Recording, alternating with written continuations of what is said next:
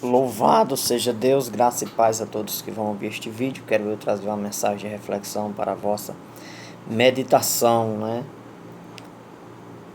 na caminhada cristã. Mateus capítulo de número 23,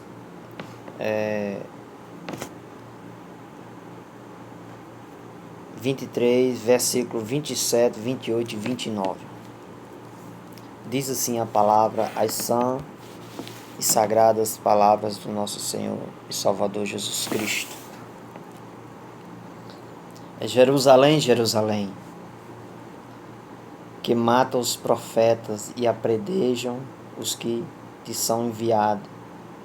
Quantas vezes quis eu juntar os teus filhos, como a galinha junta os seus pintos, debaixo das asas, e tu não quiseste. Eis que a vossa casa vos ficará deserta. Porque eu vos digo que desde agora me não vereis mais, até que digas, bendito o que vem em nome do Senhor. Louvado seja tuas palavras fortes, que estão escritas na palavra de Deus, mencionada por Cristo Jesus, nosso Senhor, sobre Jerusalém e a nação israelita.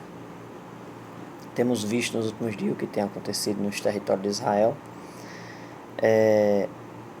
Temos visto as pessoas se comoverem, os cristãos e tal.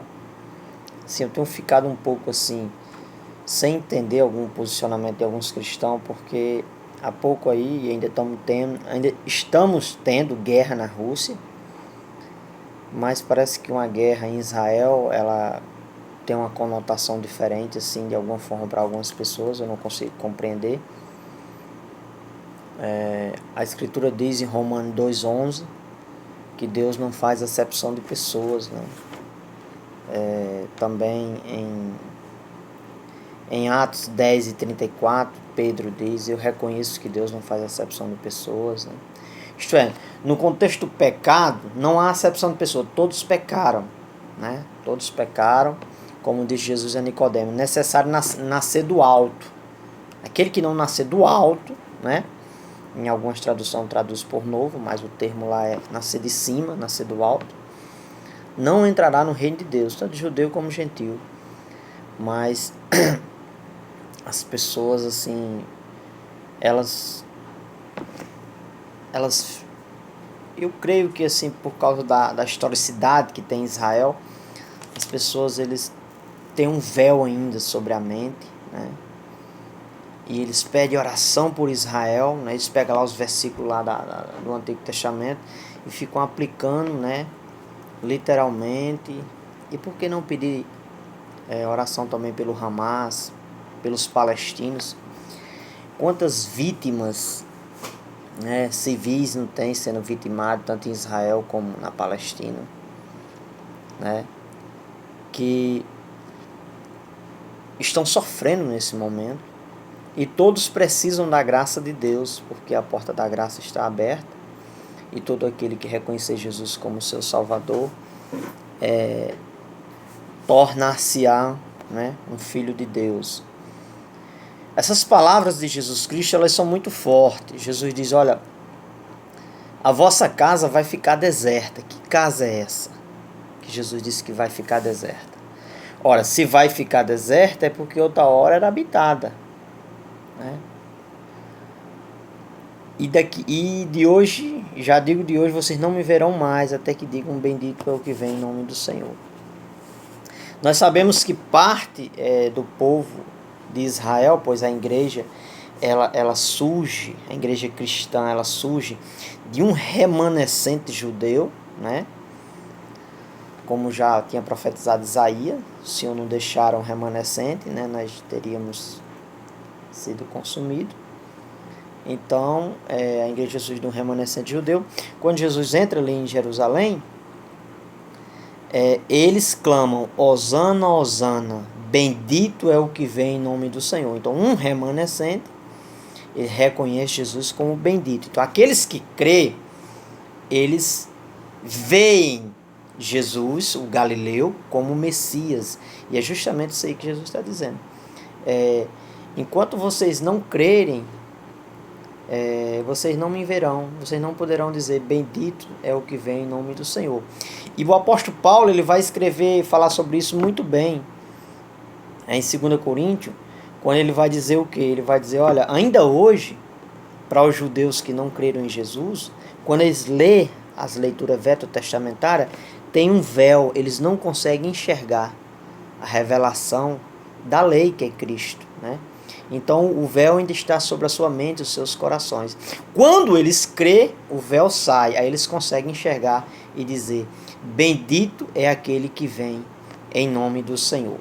Quanto a casa ficará deserta, se você fizer uma ligação desse versículo com a passagem de São João 2, que Jesus diz, vocês converteram a casa do meu pai em covil de ladrões, falando do templo ali, Jesus dentro do contexto da lei, e dentro daquele contexto da lei ali era a casa do pai, porque Deus habitava ali em sombras e figuras, Cristo estava ali, tipificado naquelas figuras, né?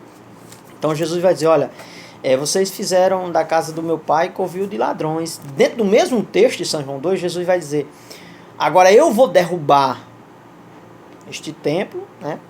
E vou reedificar em 3 dias.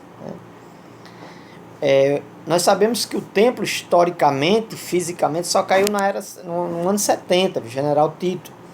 Mas, conforme as palavras de Jesus Cristo, ele morre. O que é que Jesus estava falando?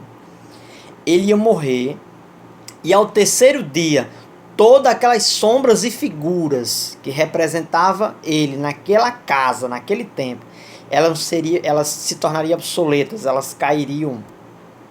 E ao 3º dia seria reerguido a revelação de tudo aquilo que a lei, os profetas e os salmos, conforme Jesus disse aos discípulos, falaram dele, né? Então ia cair todas aquelas sombras, ia ser reerguido a revelação daquilo na sua pessoa e na obra do seu ministério, por intermédio da igreja, o seu corpo, né? Então Jesus disse, a vossa casa vai ficar deserta. Após a morte de Cristo, o templo perde toda a sua pedagogia, porque se cumpriu tudo aquilo que ele anunciava. O próximo sacrifício, vamos supor, Jesus morreu na sexta.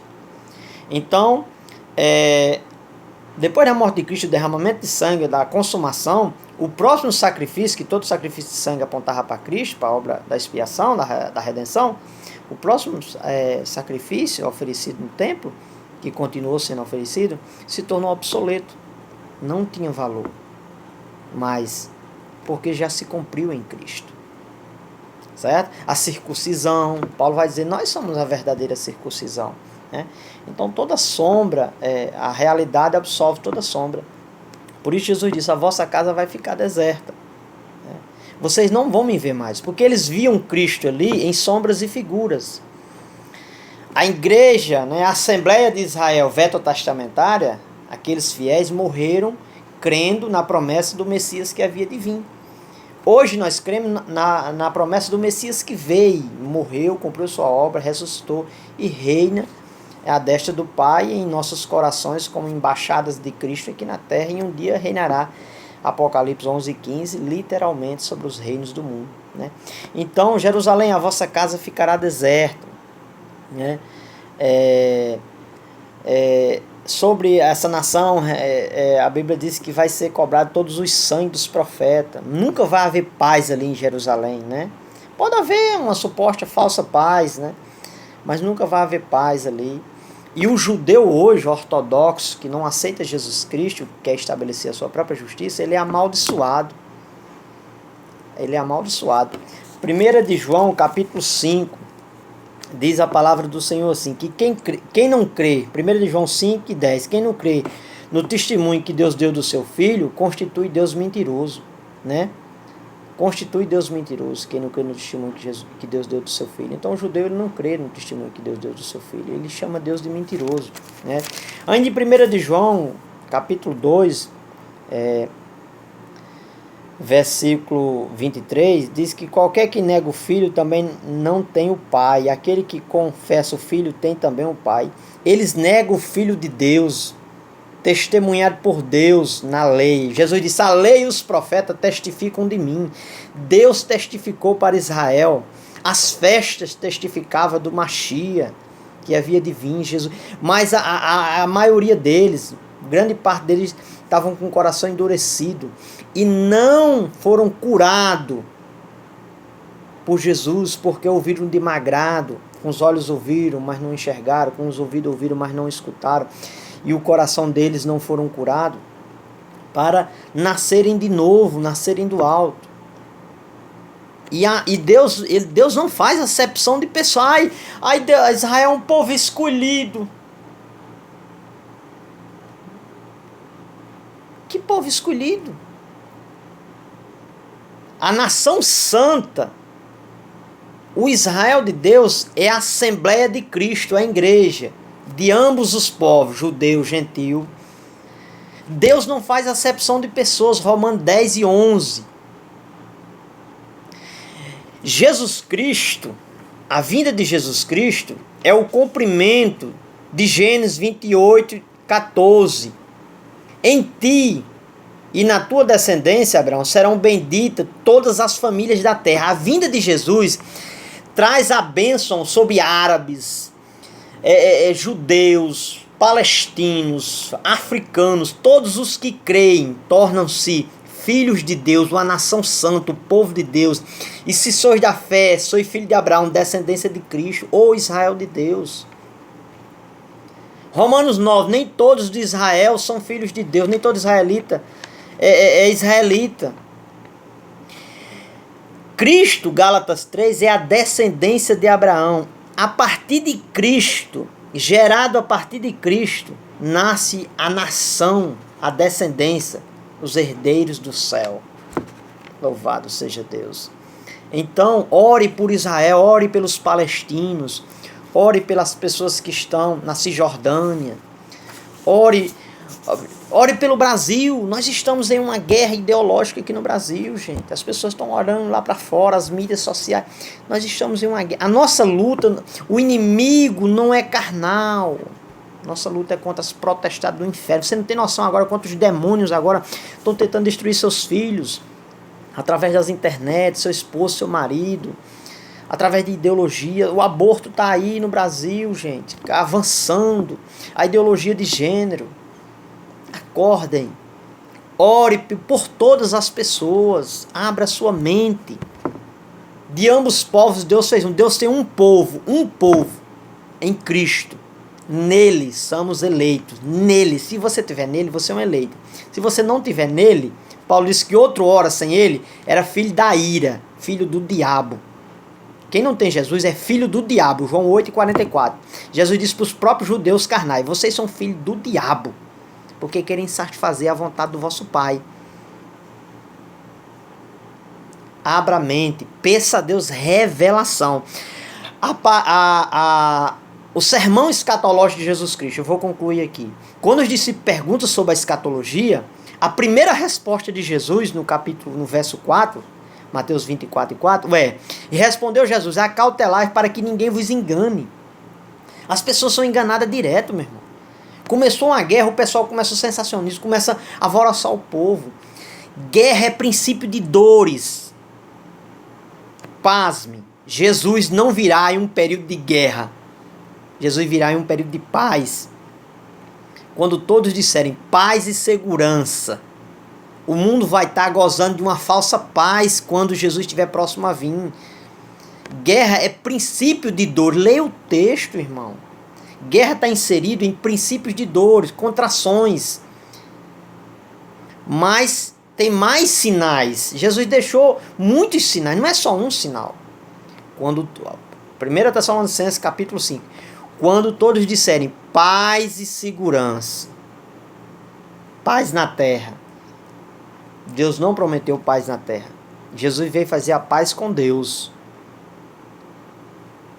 Aí o perigo está aí, do cochilamento, paz na terra. Sabe qual é a maior tentação para um cristão?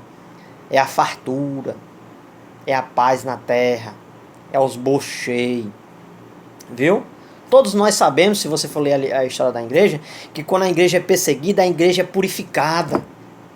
Mas quando o negócio afrouxa, lembra lá de Constantino, a aliança, Roma, a desgraça entrou no seio da igreja. Receba essa palavra, medite em tudo que eu falei, que Deus te abençoe em nome de Jesus.